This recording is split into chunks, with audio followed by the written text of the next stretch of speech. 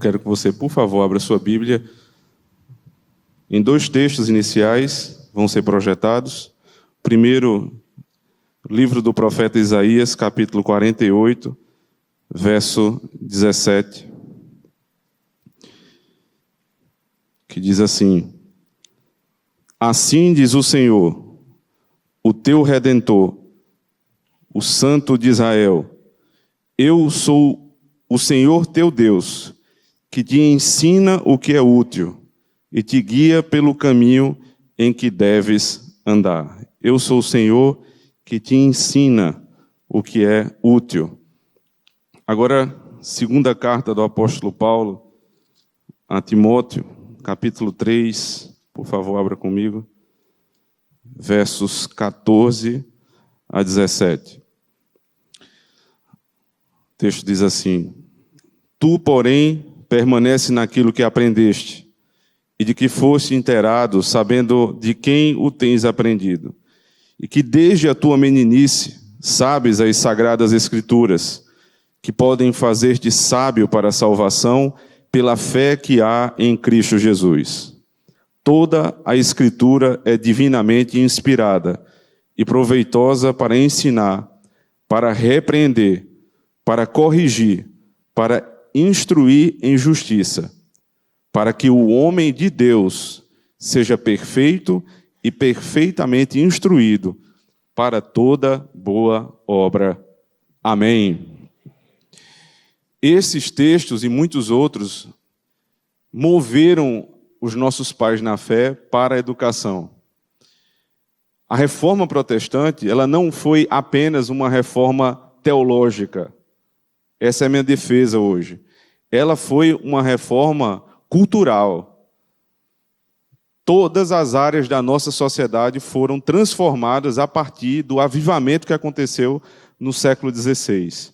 Então, a reforma protestante tem grande ligação com a educação da Europa.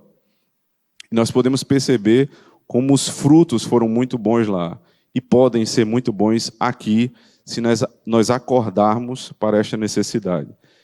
Então, dentro dessa sequência de palestras, nós vamos falar hoje sobre a reforma protestante e a educação, mas antes disso, vamos à presença de Deus, vamos pedir a iluminação do Senhor. Oremos. Santíssimo Deus, aqui está o teu povo que teme a tua palavra, que ama o Evangelho do nosso Senhor Jesus Cristo e que ama também os seus filhos. Nós queremos, Senhor, com toda a convicção do nosso coração, aprendermos mais de Ti e do que o Senhor fez pelos nossos pais e através deles na história, para que nós possamos ser instrumentos do Senhor, no nosso país, na nossa época, para mudar a situação dessa nação. Tenha misericórdia de nós, Senhor, e nos ajude todos esses dias, para que o nome do Senhor seja glorificado, a igreja do Senhor seja sacudida, e que este lugar possa colher frutos desse evento. Para louvor e glória do teu nome, nós te pedimos em Cristo nosso Senhor. Amém. Uma coisa que os nossos oponentes sabem muito bem é onde atacar. Por um bom tempo, enquanto nós estávamos preocupados simplesmente com as programações internas das nossas igrejas, o que de fato é importante, nós precisamos cuidar das nossas comunidades.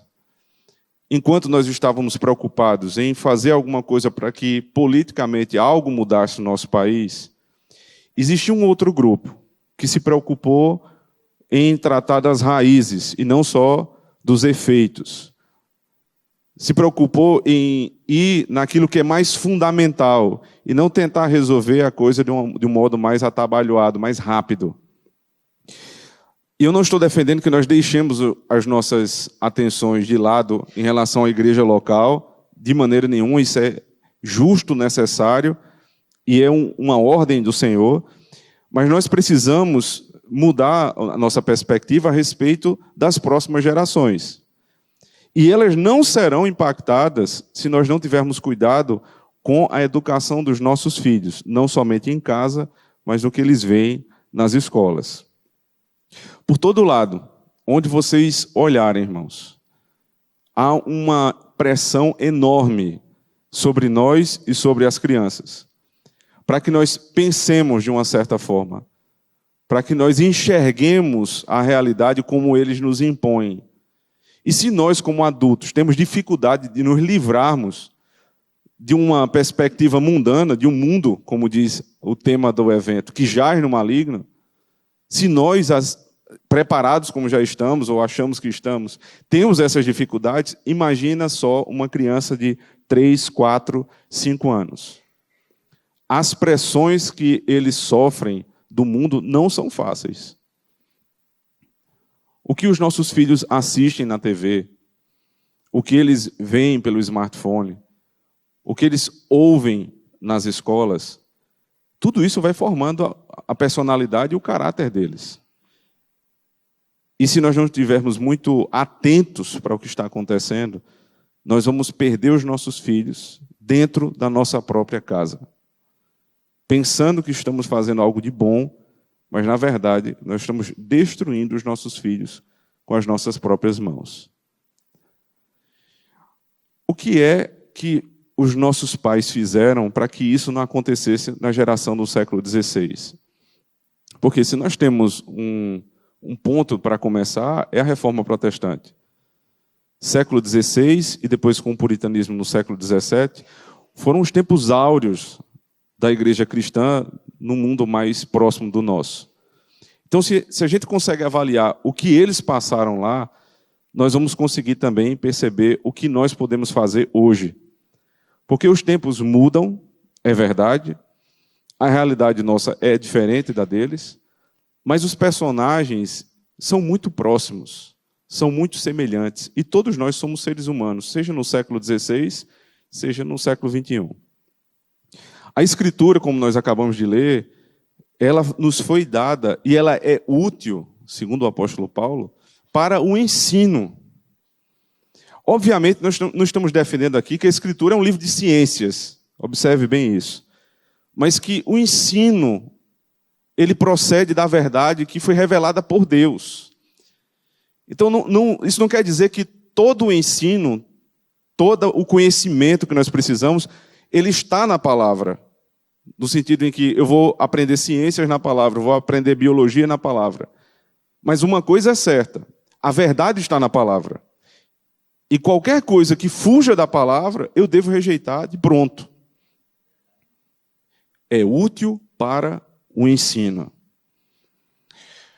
O segundo ponto que os reformadores tinham como um ponto muito caro, além de partir tudo da Escritura, por isso nós estamos partindo aqui de 2 textos bíblicos, um no Antigo e um no Novo Testamento, é que eles balizaram a igreja com linhas confessionais muito firmes. A nossa linha presbiteriana confessional não é muito distinta da de vocês. Inclusive, o texto que eu vou citar aqui, os 2 textos da Confissão de Fé de Westminster e do Catecismo Maior, são textos que são praticamente idênticos, se vocês olharem, à Confissão de Fé Batista de 1689. Muito parecido. O que vai diferir sistema de governo e forma de batismo. Então, o que eu trato aqui, eu trato dentro de uma igreja batista com toda tranquilidade, porque vocês pensam muito semelhantes a nós nesse ponto. Então, veja só, o que é que diz a Confissão de Fé de Westminster, um documento do século XVII, a respeito do conhecimento que procede da Escritura. Todo o conselho de Deus concernente a todas as coisas necessárias para a glória dele e para a salvação, fé e vida do homem, perceba isso, para a salvação, para a fé e para a vida do homem. Tudo o que eu preciso. Não é tudo que eu tenho curiosidade de saber, mas tudo aquilo que eu preciso saber. Ou é expressamente declarado na Escritura, qualquer um pode perceber isso, ou pode ser lógico e claramente deduzido dela. Por exemplo, a doutrina da Trindade não tem um único texto que você defenda a Trindade. Não tem nem a palavra Trindade na Escritura. Mas, pela teologia bíblica, você percebe que há um único Deus em 3 pessoas.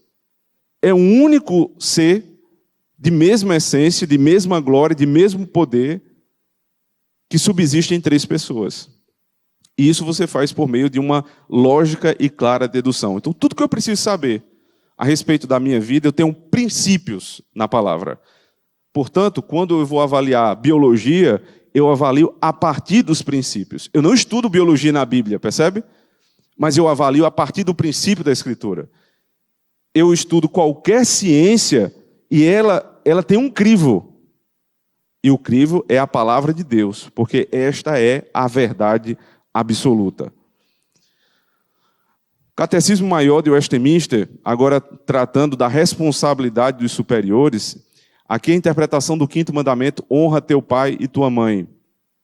Para nós, evangélicos de linha reformada, nós cremos que o 5º mandamento, quando fala honra teu pai e tua mãe, não traz a compreensão apenas a respeito dos pais que nos criaram, mas todas as autoridades constituídas por Deus são pais e mães. E ele explica, inclusive, porque eles devem cuidar com todo zelo e carinho dos seus inferiores. Então, nós deveríamos olhar para os nossos governantes como pais e mães. Deveríamos olhar para os nossos pastores como pais e mães. Essa é a obrigação dos inferiores, e a obrigação dos superiores é tratá-los como se fossem filhos. Então, o Catecismo Maior de Westminster, na pergunta 129, diz o seguinte: a pergunta é: o que se exige dos superiores para com os seus inferiores? Exige-se dos superiores, conforme o poder que recebem de Deus e a relação em que se acham colocados, que amem os seus inferiores, que orem por eles e os abençoem. Preste atenção agora. Que os instruam, aconselhem e admoestem. É obrigação dos nossos pais, sejam governantes, sejam pastores ou os pais dentro de casa, instruírem os inferiores. Portanto, essa é uma obrigação de toda a comunidade. Mas, obviamente, parte daquele princípio da maior proximidade. Eu não vou colocar maior peso na educação para aquele que está mais longe, que seria o Estado. Eu vou colocar mais peso na educação para aqueles pais que estão mais próximos, os que estão em casa. Então, este foi um dos motivos que me fizeram pensar que eu estaria sem opções em relação à minha filha. Eu precisava fazer algo para que ela não tivesse o mesmo resultado que tantas crianças têm tido no nosso país. Não era uma opção, era uma obrigação. E esta obrigação todos nós temos. Todos aqueles que decidem ser pais e mães devem instruir, aconselhar e admoestar. Portanto, quem primeiro tem a obrigação de educar são os pais. Ele continua aprovando, animando e recompensando os que fazem o bem e reprovando, repreendendo e castigando os que fazem o mal, protegendo-os e provendo-lhes tudo o que é necessário para a alma e o corpo. Então, os pais devem promover tudo o que é bom para a alma. Os pais têm a obrigação de zelar para que a família cultue e seja pastoreada em uma igreja fiel. Ele está cuidando da alma dos seus filhos. Eles têm a obrigação de fazer culto doméstico diário nas suas casas, porque eles precisam zelar pela alma dos seus filhos. Assim como eles têm toda a obrigação de cuidar da educação formal dos seus filhos. Isso é demonstrar amor pelos filhos. Então ele continua aqui: por um procedimento sério, prudente, santo e exemplar, glorifiquem a Deus, honrem-se a si mesmos e assim preservem a autoridade com que Deus os revestiu. A forma de preservarmos a nossa autoridade como pais e mães é instruindo, aconselhando e admoestando aqueles que são inferiores no que diz respeito à autoridade. Então nós temos um fundamento escriturístico no Antigo e no Novo Testamento. Nós temos provas confessionais, seja pelo Catecismo de Westminster, seja pela Confissão de Fé. E eu trouxe aqui alguns documentos da Igreja Presbiteriana que fazem parte de um compêndio chamado Manual de Culto.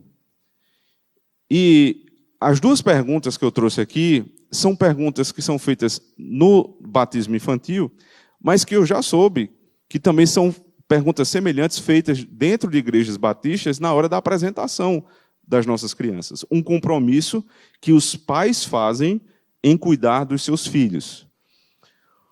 Um desses compromissos é feito da seguinte maneira. O pastor pergunta para os pais: vocês prometem encaminhar os seus filhos nas santas veredas da cruz, servindo-lhes vocês mesmos de exemplo de piedade e envidar todos os esforços para livrá-los de más companhias e de maus exemplos, ensinar-lhes a adorar o Senhor com reverência e estimar como irmãos os demais membros da igreja? Vocês prometem? E os pais dizem: prometemos. Eu não sei quantos fazem as contas do que isso quer dizer. Porque eles estão prometendo, não diante de uma igreja simplesmente, não simplesmente diante do pastor, eles estão prometendo diante de Deus. Livrar os nossos filhos, inclusive, das más companhias. Era algo que me preocupava muito, porque eu prometi. E como é que eu ia colocar meus filhos em más companhias, pelo menos nas escolas que eu conheci lá em Campina Grande? Isso foi outro ponto que me fez pensar muito. Uma outra pergunta do manual de culto é a seguinte: prometem ensinar-lhe a ler, para que leia por si mesmo a Santa Escritura, orar por ele e com ele, servir-lhe vocês mesmos de bom exemplo de piedade e religião, e esforçar-se por todos os meios designados por Deus para criá-lo na disciplina do Senhor? Vocês prometem? E eu disse: prometo. Eu prometo ensinar o meu filho a ler. E eu me lembrei que no Brasil, segundo dados oficiais do último anuário, 88% dos brasileiros são analfabetos funcionais. E eu tenho 88% de chance de estar no meio. E vocês também. Só 12% de nós brasileiros são considerados proficientes na nossa língua. E aí não se anime muito, dizer: eu estou nos 12. Porque estar nos 12 quer dizer o seguinte: você tem condição de ler um e-mail e produzir um e-mail. Você tem condição de ler um texto do estilo de reportagem de jornal e distinguir o que é a opinião do repórter ou do jornalista do que é o fato. Percebe que muitos jornalistas são maliciosos e colocam na manchete você tem algo e na notícia outra coisa. Na manchete é a opinião e lá embaixo tem o fato. A maioria do pessoal não lê e muitos que leem acham que confundem fato com opinião. Isso é ser analfabeto funcional. Você juntar as letrinhas e dizer bola, gato, casa, crianças de 3 anos também podem fazer o mesmo. Agora, compreender o que está sendo lido é outra coisa. E nós colocamos os nossos filhos na igreja, e seja no meio presbiteriano por meio do batismo, ou seja no meio batista, por meio da apresentação, nós dissemos diante do Senhor: eu vou cuidar dessa criança, vou orar com ela e por ela, para que ela leia as Escrituras. Vou envidar esforço para que ela leia as Escrituras e, lendo-as, conheçam o Senhor. Como não tremer e temer diante disso, irmãos? Todos esses documentos aqui foram produzidos pelos nossos pais na fé. Século XVI e XVII, esta era a produção da época. E são documentos tão bons, tão basiladores da igreja, que até hoje estão conosco. Graças a Deus por isso. Mas será que nós temos a mesma cosmovisão a respeito da educação que tinham os nossos pais? Será que não é justamente aí onde mora o nosso perigo? De não conseguirmos ter os mesmos resultados que eles tinham? Então, qual era o conceito educacional para um reformado? Educação é o ato ou processo pelo qual uma pessoa chega a conhecer e a utilizar a verdade de Deus. Conhecer e a utilizar a verdade de Deus. Porque a verdade só tem um autor, é Deus. Cristo disse: eu sou o caminho, a verdade e a vida. Não é uma verdade, não é um caminho, uma verdade e uma vida. É a verdade. A única verdade que existe só procede do Senhor. Então, toda vez que há uma descoberta científica verdadeira, de onde procede essa descoberta científica? De Cristo. Como disse um grande primeiro-ministro da Holanda, cada centímetro quadrado da existência pertence a Cristo e ele clama, é meu. Tudo é de Cristo. Cada partícula da verdade é de Cristo. Então, irmãos, nós não devemos ter esse medo de acharmos que fulano ele não crê porque ele é muito estudado, ele estudou muito, ele é doutor, então por isso que ele não crê. É exatamente o contrário. As maiores mentes do mundo, da história da humanidade, criam, ou boa parte delas. Vejam a capacidade dos nossos pais na fé e como eles eram muito mais firmes na fé do que nós somos.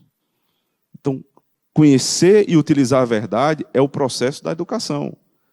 Educação é aprender a pensar como Deus, tendo Ele como referência e ver as coisas como Ele as vê. Quando eu sou inteligente, quando eu sou um sujeito inteligente, não é quando eu tenho capacidade simplesmente de resolver problema. Porque até os brutos resolvem alguns problemas dentro da sua brutalidade. Mas eu sou de fato inteligente quando eu intelijo a realidade que está fora de mim. Quando eu olho para uma coisa e eu chamo aquela coisa segundo a sua essência. Eu olho para um banco e digo, isso é um banco de madeira. Eu olho para um homem e sei distinguir o que é homem e o que é mulher. Isto é inteligir algo que está fora de mim, que eu intelijo e processo de acordo com a realidade. E essa realidade procede do próprio Deus. Então negamos que a educação seja apenas o ato ou o processo de uma pessoa adquirir conhecimentos ou habilidades. Não é. Negamos também que a educação seja apenas aquela realizada em um ambiente formal e tradicional, as aulas. Então, quer dizer que antes de existir escola, não existia conhecimento. Escola é uma instituição muito importante da nossa sociedade. Eu sou diretor de uma escola, então por aí você tira se eu dou ou não importância à escola. Mas eu não posso defender que o conhecimento formal é particular à escola, que nós nos apropriamos deste poder de dar ou não conhecimento. O conhecimento existe independentemente da instituição. Então, a escola ela é um dos meios, um dos formatos para que você possa conhecer a verdade, mas não é o único. Negamos também que a educação seja realizada em ambiente formal, negamos que o homem, a sociedade ou o mundo exterior sejam fontes de conhecimento da verdade em si mesmas, porque toda a verdade procede de Deus. O que é que Lutero, por exemplo, pensava a respeito de educação? Lutero via claramente que a educação tinha importância fundamental para a sociedade, para a mudança da situação do pensamento dos homens do século XVI. Lembra que Lutero era um monge católico romano que teve acesso aos livros. Preste muito atenção nisso. Os livros não eram de fácil acesso. Na providência de Deus, justamente no período da Reforma, no início do século XVI, surgiu algo chamado imprensa, que popularizou muito os livros, mas não como nós temos hoje. Facilitou muito que a Bíblia pudesse ser traduzida por Lutero. Em 3 meses ele conseguiu traduzir o Novo Testamento e colocar na mão do povo. Então ele tinha essa percepção de que eu preciso colocar o texto na mão das pessoas. Só que aí ele esbarrava numa segunda dificuldade. As pessoas não sabem ler. Então preciso fazer com que elas leiam. E aí vem a grande sacada de Lutero, que com toda boa intenção, teve bons resultados, mas também acabou desembocando num problema muito sério até hoje. O que foi que Lutero pensou? Nós temos um Estado cristão, nós temos um povo que precisa aprender a ler, e eu estou traduzindo a Bíblia. Então ele procurou as autoridades da época para que pudessem oferecer uma educação que fosse gratuita, Porque só quem tinha acesso à educação era o clero, os aristocratas e os filhos dos governantes. Todo o povo não tinha acesso. O analfabetismo era praticamente total. Então eles vão colocar a alfabetização como prioridade, vamos fazer com que essas pessoas estejam em sala de aula e é justamente aí onde se cria a chamada educação pública, obrigatória e de qualidade. Parece um lema da nossa época, né? Quem primeiro falou nisso foi Lutero. Só que era de qualidade de verdade.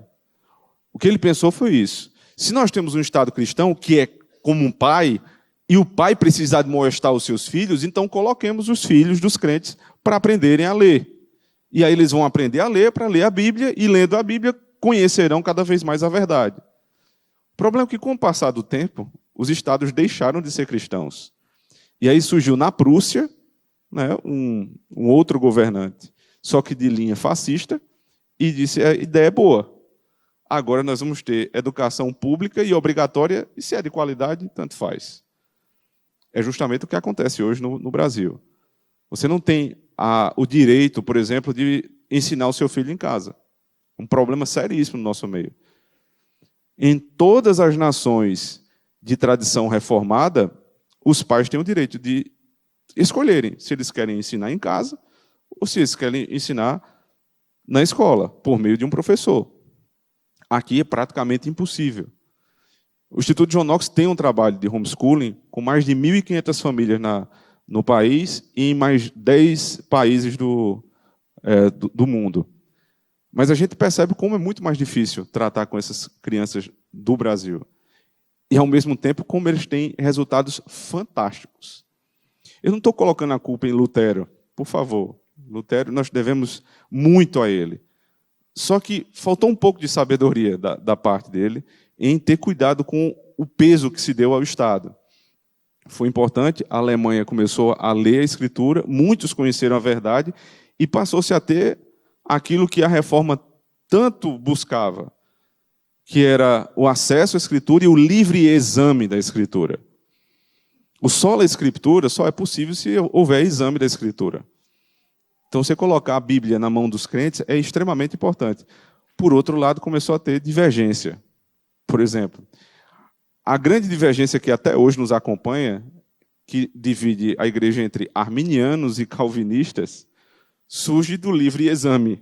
Quando as pessoas passam a ter o exame, elas podem divergir na compreensão. Não deveriam, por outro lado, divergirem na interpretação. Porque nunca foi um lema da Reforma Protestante a livre interpretação da Escritura, mas o livre exame. Eu posso examinar, posso entender um texto e fazer algumas aplicações superficiais, mas aquilo que é doutrinário sempre foi balizado pelas confissões e os catecismos. Isso nos dá muita segurança numa igreja que tenha uma linha mais reformada e tradicional. Então, Lutero teve a sua importância, a importância de trazer a Escritura e de trazer a alfabetização como um princípio da reforma. Nessa época, né, um dos lemas de Lutero era: ao lado de cada igreja, uma escola. Ao lado de cada igreja, uma escola. Palavras dele, observem, a carta que ele escreveu aos conselheiros e prefeitos alemães. É realmente um pecado e uma vergonha que tenhamos de ser estimulados e incitados ao dever de educar nossas crianças e de considerar seus interesses mais sublimes, ao passo que a própria natureza dever-nos-ia e impelir a isso, e o exemplo dos brutos nos fornece variada instrução. Não há animal irracional que não cuide e instrua seu filhote no que deve saber. Exceção feita à avestruz, de quem diz Deus: ela, a fêmea avestruz, põe seus ovos na terra e os aquece na areia, e é dura para com seus filhotes, como se não fossem dela. E de que adiantaria se possuíssemos e realizássemos tudo mais e nos tornássemos santos perfeitos, se negligenciássemos aquilo porque essencialmente vivemos, a saber, cuidar dos nossos jovens? Em minha opinião, não há nenhuma outra ofensa visível que aos olhos de Deus seja um fardo tão pesado para o mundo e mereça castigo tão duro quanto a negligência na educação das nossas crianças. Não há um fardo tão pesado e uma negligência tão profunda quanto essa. Pensando nisso, ele começa a estruturar a escola. Então, aquilo que vocês conhecem hoje como ensino fundamental, ensino médio e ensino superior, foi pensado por Martinho Lutero. Ele que estruturou essa ideia. A ideia da escola pública e para todos, organizada em 3 grandes ciclos, fundamental, médio e superior, e voltada para o saber útil, nasce do projeto educacional de Lutero. A primeira universidade protestante, Universidade de Philipps, fundada em 1º de julho de 1527, foi criada pelo conde Philipp, conde de Hessen, por recomendação de Martinho Lutero. Só um detalhe, Lutero foi animado, foi introduzido na educação pelo seu professor. Obrigado, meu irmão. Vocês devem já ter ouvido falar de Philipp Melanchthon. Esse homem foi professor de Lutero e foi ele que, dentro da academia, lembra que eu falei que a reforma não é uma reforma apenas teológica, mas é uma reforma acadêmica. Foi dentro da academia que Lutero foi convencido de que havia algo muito sério na educação. E, posteriormente, ele acaba fundando ou ajudando a fundar a primeira universidade protestante em 1527. Se você lembrar que a reforma começa em 1517, então foram 10 anos das 95 teses à primeira faculdade. Então, muito pouco tempo. Eu queria fazer também aqui uma menção honrosa àquele que nós carregamos no nome do nosso instituto, né? O reverendo John Knox. John Knox era um pastor que é considerado o pai do presbiterianismo na Escócia e um grande educador. Então, o pensamento de John Knox na Escócia, ele tinha um probleminha com a rainha, né? Porque ele orava todos os dias dizendo: Senhor, dá-me a Escócia. E a rainha morria de medo dessa oração. Ela chega a dizer: poucas coisas me dão tanto medo quanto a oração de John Knox. Porque Deus escuta a oração dele. Então você tem um homem destemido, um pastor fiel, que passa a promover a educação também na Escócia. Então, em 1689, é criada a Sociedade para a Promoção do Conhecimento Cristão. Então, você já tem na Alemanha, Lutero, na Escócia, John Knox, e a providência de Deus vai tomando, assim, a Europa. E aí vem aquele, talvez, depois de Lutero, mais conhecido, João Calvino, que elabora o que eu poderia dizer que, na época, foi a maior escola, tanto do ponto de vista teológico, quanto do ponto de vista pedagógico, de que se tem notícia no século XVI, a chamada Academia de Genebra. Eu tive a oportunidade de ler o Estatuto da Academia de Genebra, é uma coisa simplesmente fantástica. Se vocês puderem ter acesso depois, leiam, vale muito a pena. Lutero, em 1559, já estava pensando nisso, lembre, 1517, Calvino, perdão. Em 1517, Lutero está fixando as 95 teses. Calvino ainda era um jovem. Calvino é um reformador de 2ª geração, Lutero de 1ª. Então, quando Lutero está perdendo força, Calvino está crescendo. E aí, 4 ou 5 anos antes da morte de Calvino, ele consegue trazer à tona, né, inaugurar a Academia de Genebra, que formava crianças e formava também pastores. Então, Ronald Wallace, no texto Calvino, Genebra e a Reforma, diz o seguinte: depois de ser bem-sucedido em assegurar um lugar de destaque para a palavra de Deus dentro da cidade, Calvino dirigiu sua atenção para a fundação de universidade. Ele não fez isso antes, por um motivo óbvio. Você tem que reformar uma igreja. Como é que você vai plantar uma escola? A escola é fruto da maturidade de uma igreja. Não é fruto de uma confusão. Ninguém pensa em escola quando a igreja está dividida. Vocês só estão me chamando aqui para falar sobre o assunto, porque claramente essa é uma igreja madura. Então vocês têm condições de pensar no assunto. Enquanto todas as questões teológicas não haviam sido resolvidas, Calvino nem pensou nisso. Agora, tendo pacificado a igreja estando amadurecida na fé, agora nós vamos dar os próximos passos. A gente vai fazer o reino de Deus avançar.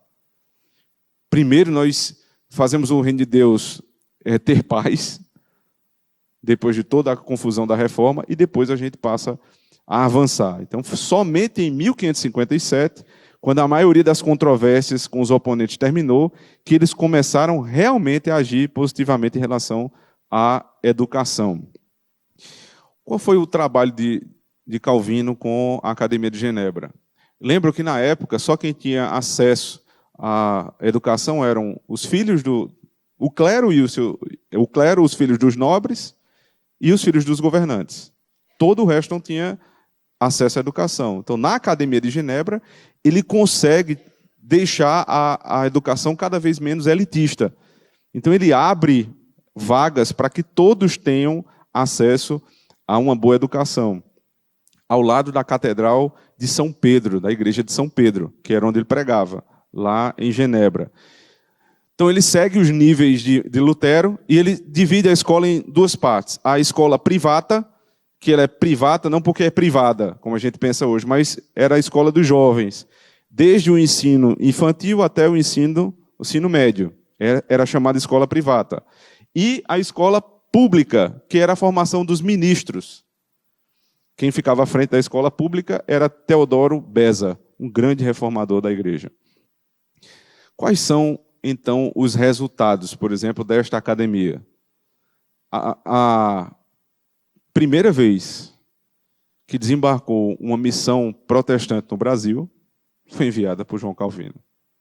Se você quiser ver isso de perto, né, pelo menos rememorar isso de perto, vá no Rio de Janeiro. Lá existe um memorial sobre os huguenotes que chegaram na Baía de Guanabara. 1530. Primeira leva, depois 1560, perdão. Eles chegam ao nosso país. Veja a importância. Você começa educando os filhos e você vai com eles até a idade adulta. Dali saem juízes, saem médicos e saem pastores. O que é que se estudava na Academia de Genebra? Vigílio, Cícero, Ovídio, Homero.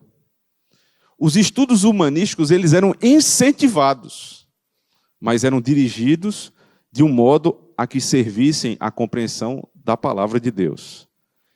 Então você não lê vigílio por vigílio, você lê vigílio à luz de Cristo. Você lê Ovídio à luz de Cristo.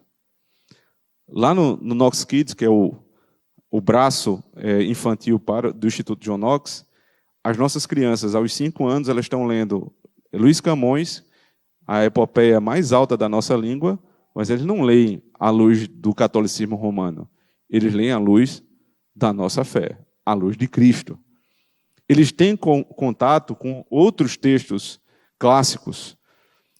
Por exemplo, aquela tradução de Bocage, de Ovídio, que foi feita por Bocage. Eles têm acesso a metamorfoses, mas à luz de Cristo.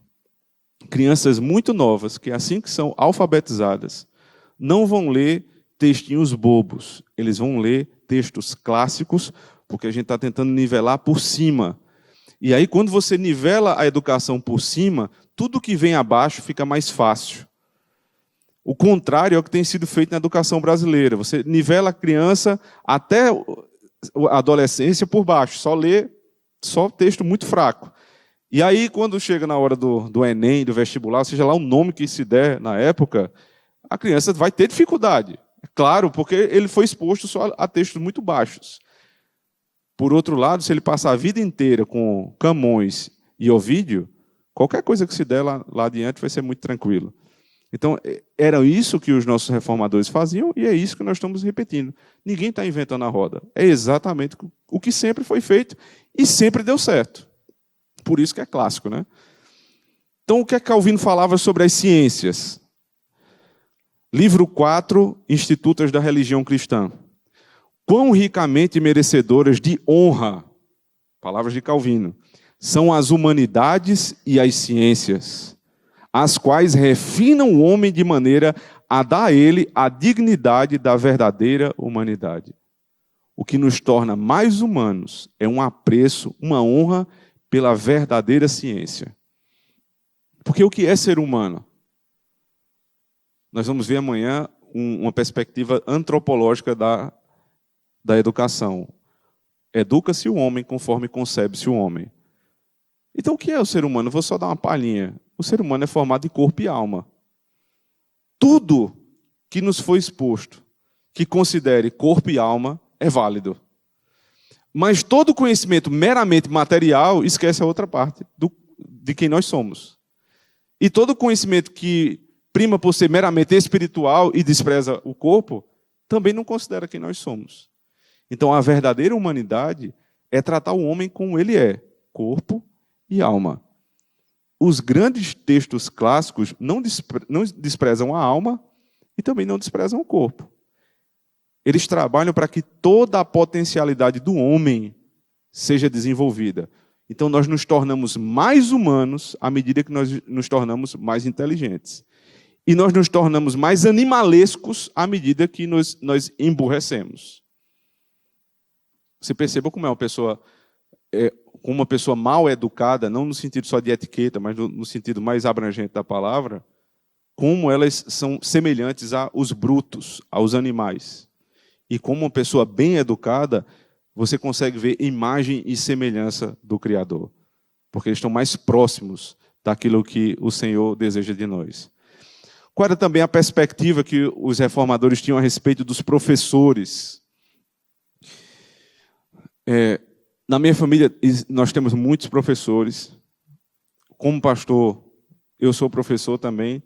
Então, eu tenho muito zelo para falar dos professores, que são homens e mulheres extremamente dedicados, têm muitos desafios diários, mas que precisam ouvir também aquilo que é o pensamento ideal a respeito do professor. Os professores eram advertidos que não fizessem investidas contra os autores que estão expondo. Ou seja, não faça proselitismo. Não é escola sem partido, meu irmão, não é isso. Mas é não fazer investida contra o autor, não ficar militando uma tese e desmerecendo outra. Apresente-as. Deixe a verdade ser descoberta. Apresente a verdade. Confronte. Não simplesmente o texto, não, esse texto é que você não pode ler. Não. Deixa o jovem ter acesso à leitura. Mas essas leituras vão ser feitas à luz de Cristo. E eles não vão se perder. Então, o caráter do professor era um caráter de alguém que estava expondo a verdade, não tem medo de expor a verdade. Ele faz isso às claras. Mas que se aplique em explicar o sentido da matéria de maneira fiel.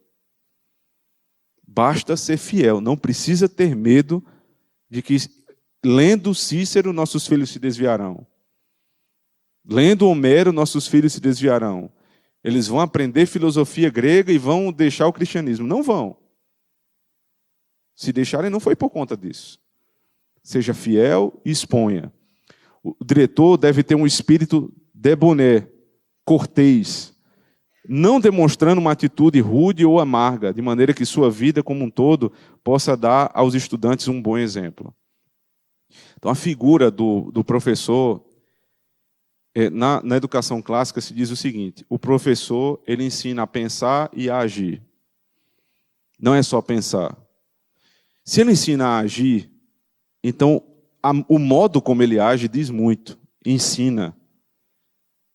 Os autores clássicos diziam que o professor ensina por existir. O fato do professor existir ensina. Há cerca de 3 anos, já contei essa história mais de uma vez, mas é muito interessante, eu acho que vale a pena repetir, até porque vocês não ouviram. Há cerca de 3, 4 anos, eu precisei fazer uma visita a uma família da nossa igreja que tinha 5 filhos e um filho do meio estava começando a dizer que não queria ir mais para a igreja, que a fé dele já não era mais a mesma. Então, fui lá visitá-los, família muito humilde, muito pobre, e um pai muito dedicado, um dos filhos autista, eles recebiam a ajuda diaconal da igreja, e o pai estava arrasado. E eu comecei a conversar com aquele jovem de entre 11 e 12 anos, e ele disse: pastor, eu não creio mais. Eu disse: mas você não crê por quê? Ele fez: porque eu escutei o outro lado. Quer dizer, até ali ele achava que ele estava sendo ludibriado. Ele só escutava um lado e tinha outro lado da verdade que ele nunca ouviu falar. Aí eu falei assim: e você ouviu esse outro lado de quem? Aí ele disse: é o meu professor de ciências, ele está me ensinando, ele começou a me questionar algumas coisas, e eu vi que ele tem razão.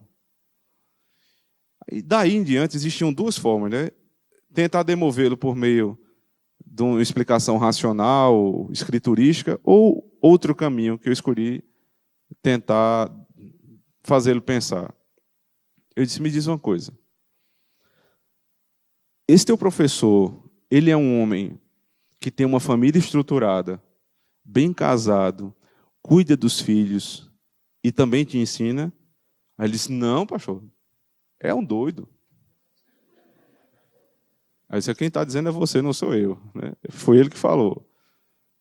O cara metido com drogas, deixou a mulher, aliás, a mulher deixou ele, não quer nem saber dos filhos. Ele disse: então tu me tirou de casa para dizer que teu pai, trabalhador, honesto, cristão, que te dá bom exemplo, que sai de casa de manhã cedo, volta tarde da noite para te sustentar, tu vai abandonar o ensino dele para ouvir um drogado que não toma conta nem dos filhos, rapaz? É isso que tu quer para a tua vida? É esse ensino que você quer? Porque o nosso ensino, irmãos, fica de pé ou cai à medida de como nós vivemos. É ou não? Quem suportaria ter um pastor que prega muitíssimo bem e ter uma vida arrasada por trás? Ninguém quer. E por que nós queremos professores assim? Nós devemos ter cuidado com os professores dos nossos filhos. Não é ter medo, nem ter um preconceito com os professores. Existem muitos, mas muitos professores que são pessoas muito decentes, honestas, cordiais, que militam na causa da educação. Mas a figura do professor é algo extremamente importante. Não é só o que ele ensina, mas o que ele é. Então, se eu tenho o maior zelo do mundo no domingo, eu trago o meu filho para uma igreja séria, porque eu sei quem é o pastor, eu sei que o pastor ele cuida da esposa, cuida dos filhos, ele tem uma vida digna, aquela igreja é uma igreja que prega a palavra de Deus. Então, eu me cerco de todos os cuidados no domingo. Aí, na segunda-feira, eu pego esta mesma criança, coloco o uniforme dela e levo ela para a primeira escola que eu vi, mais perto da minha casa, para não dar trabalho, nas mãos de alguém que eu não sei nem quem é. Eu não vou nem fazer juízo de valor, mas eu não sei quem é. Como é que eu confio? Sabe por que nós confiamos? Porque nós confiamos em uma palavra chamada escola. Escola virou muito mais um sentimento do que uma realidade. Está na escola, então tá seguro. Nem está mais, né? Nem está mais. Então, o que nós devemos, em primeiro lugar, pensar nesses dias, irmãos, será que é seguro mesmo? Será que eu estou fazendo a coisa certa? Será que eu estou seguindo este mesmo caminho dos nossos pais na fé? Quem são os professores dos meus filhos? Vá para casa pensar nisso. Quem são? Você conhece? Eles passam 4 horas por dia, 5 dias por semana, 15 anos da vida do seu filho. Tudo que der de bom ou de ruim, eles têm uma parcela de culpa. E vocês tinham uma parcela de culpa por permitirem que isso aconteça. Educação se mede por resultados, né? Então, quais são os resultados da Academia de Genebra? Em 1559, no ano da inauguração, 280 alunos matriculados em 7 séries, 162 no seminário. 1564, a escola já tinha 1.200 alunos. E veja só, Genebra não era São Paulo, não. As cidades eram muito menores. Você colocar 1.200 alunos numa escola naquela época, 300 alunos no seminário. 4, 5 anos depois, Calvino morreu. Mas ele deixou esse legado. As missões no Brasil chegaram porque Deus usou esse homem para formar uma escola e um seminário. Ele passou a ser considerado pela enciclopédia inglesa como um dos nomes mais influentes na sociedade ocidental. Pastor de igreja. O que é que nós vamos deixar, irmãos, como legado para o reino de Deus? 88% de analfabetos? Começando com os da nossa casa? Então nós precisamos investir em educação. E eu não estou falando só em recurso, mas em recurso também. Calvino levantou recursos na própria comunidade cristã, principalmente dos expatriados, né, que vinha de fora, fugido da perseguição, ia lá e bancava a escola. Como nós começamos lá em Campina Grande? 4 pais dividiram as despesas, contratamos um professor que era presbítero de uma igreja lá em Vitória do Espírito Santo, amigo meu particular, e era professor de carreira, montamos um currículo e ele passou a dar aula segundo o currículo que nós montamos. Sabe como é que a Universidade de Harvard começou? É exatamente assim. Harvard foi quem doou o espaço onde a universidade passou a funcionar. E os pais de herança puritana que estavam chegando aos Estados Unidos formaram uma escola que depois veio a ser a tão cobiçada Universidade de Harvard, que tinha um versículo bíblico como base daquilo que eles ensinavam. Então, quem Deus usa? Deus usa pastores simples, pais de família, mães de família, para fazer coisas grandiosas. Só que para isso, irmãos, nós precisamos arregaçar as nossas mangas. Não só Harvard, mas Universidade de Yale, 1640, Universidade Protestante. Harvard, 1643. Universidade de Princeton, 1746. Universidade Livre de Amsterdã, 1881. Todas foram fundadas pela Reforma Protestante. E por que eles enfatizavam tanto em linguagem? Porque eles precisavam aprender a ler para ler a Escritura. E lendo a Escritura, eles aprendiam o que é a verdade para a vida. E tudo que eles liam depois disso era a luz da Escritura. Daí se forma um continente cristão, majoritariamente cristão, rico, próspero e educado. Agora, olhe para todas as outras nações que não têm uma herança reformada e vejam qual é o legado que eles têm. Vejam o que nós somos na América Latina e o que é a Europa. Países como Escócia, Suíça, Inglaterra, Alemanha, Estados Unidos, na América. Agora compara México, Brasil, Venezuela, que tem uma matriz religiosa, mas romana. De onde vem isso, irmãos? Isso vem da nossa fé, não tenha dúvida. Então, nossa igreja ela reconhece a responsabilidade dos pais na educação dos filhos. Colocar as nossas crianças na segunda-feira com pessoas e materiais que não são cristãos é colocar os nossos filhos em julgo desigual. É quebrar os votos que fizemos no dia em que trouxemos eles para apresentarmos diante do Senhor.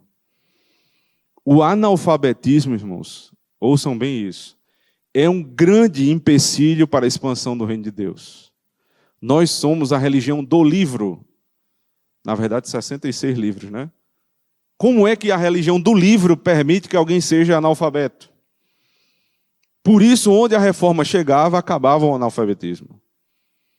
Como é que nós estamos no Brasil há tanto tempo e ainda existem analfabetos? Responsabilidade nossa, não é do Estado. Se nós cremos que isso aqui é verdade, a responsabilidade é minha e sua. Não é também só dos pastores. É de todos nós.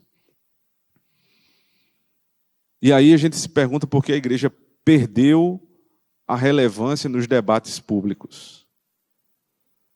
Porque nós entregamos a educação das crianças na mão dos ímpios. Entregamos de mão beijada. E aí fomos militar na política, nada contra. Militar na política e nos fecharmos no nosso gueto e dizer aqui ninguém entra. E eles entraram. Quantas pessoas dentro da igreja hoje pensam como os ímpios querem que a gente pense? Casam como os ímpios querem que a gente case. Se separam como os ímpios querem que a gente se separe. Criam os filhos como os ímpios querem que a gente crie os filhos. Por quê? Porque eles foram muito mais sábeis do que nós, nesse ponto. E Cristo disse, sejam simples como as pombas, prudentes como as serpentes. Nós estamos precisando ser mais prudentes, irmãos, e voltarmos às nossas raízes, porque a reforma trouxe educação e salvação para o mundo. Que Deus nos dê o privilégio, irmãos, de sabermos que a educação não salva, quem salva é Cristo. Mas tendo sido salvos por Cristo, nós precisamos educar os nossos filhos para que eles não se desviem do caminho. Amém.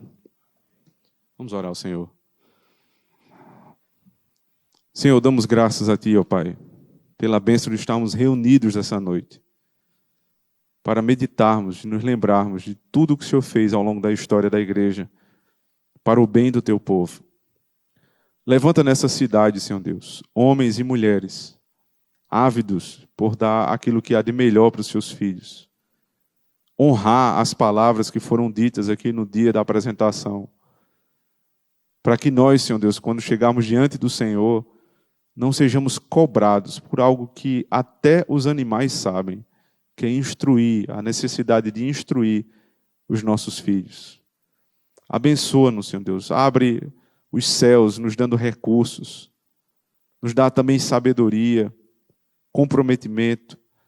Dá, Senhor Deus, a liderança desta e de outras igrejas, a força necessária para liderar um trabalho educacional nessa cidade. E que o Senhor seja glorificado em tudo isso. E as nossas crianças tenham os benefícios que nós mesmos não tivemos. E pela Tua graça estamos aqui. Não deixe que elas tenham o mesmo caminho que nós tivemos, Senhor Deus. Mas que a caminhada delas seja mais leve. E isso depende muito do nosso comprometimento. Damos graças ao Senhor por tudo. Em Cristo nosso Senhor. Amém.